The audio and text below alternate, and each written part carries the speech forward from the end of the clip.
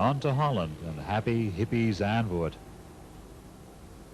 Avoiding the traffic jams, some came to the circuit on foot. Some approached by sea. Zandvoort can be a windy place, but the local drivers have adapted to the conditions.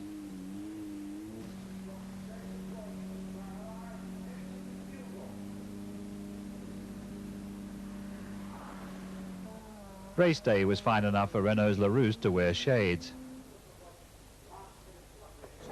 Rosberg was breathing fire as usual. To cool him down, the Williams engineers installed a cold drink system in his car so that he could suck juice through his helmet.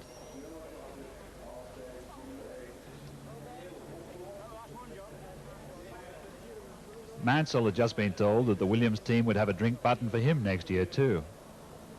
Rosberg was reported to be less than crazy about this prospect, but the talking point receded into the background as they revved up for the start.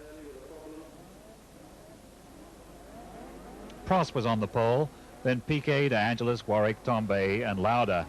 Piquet had his usual clutch lag but still led away.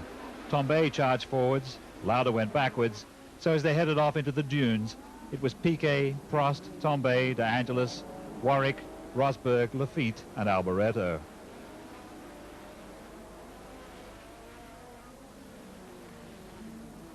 Piquet was on soft tyres and couldn't be caught.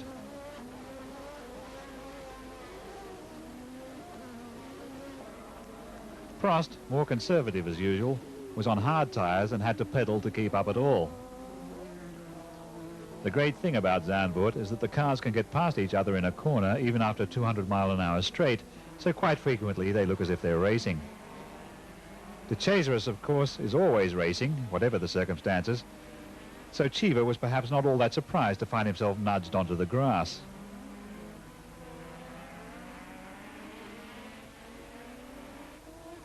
Piquet and Prost were way out in front, but Lauda moved up past De Angelis. Then Lauda went past Tambay into fourth place behind Rosberg.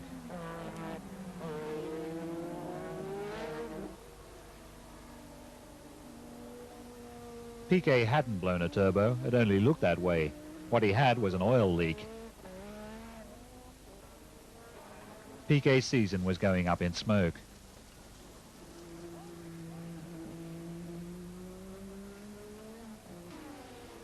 Rosberg had done wonders, but Lauda had the wheels. Piquet walked home without obvious rancor, a graceful loser whose growing self-control makes him ever more formidable. Tambay lapped the ATS of Winkelhock, who Winkel locked up a back wheel in surprise, and so induced a certain amount of understandable trepidation in De Angelis.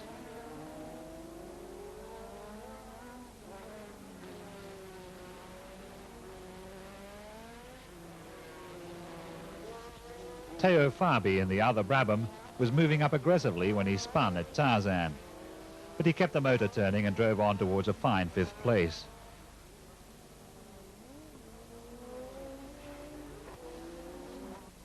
Boots and Arrows, on the other hand, found it hard to go on in this condition.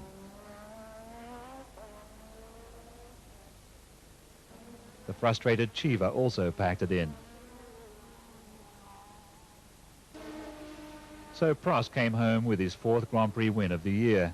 But Lauda was second, so he was still marginally ahead in championship points. Rosberg had gone out with fuel famine, but Mansell well deserved his third place. And up there too, looking as enchanting as ever, was Monsieur Balestre. De Angelis was still theoretically in the championship, but in fact it was now between the two McLaren drivers. So McLarens couldn't lose, and indeed the Constructors' Championship was now officially all theirs.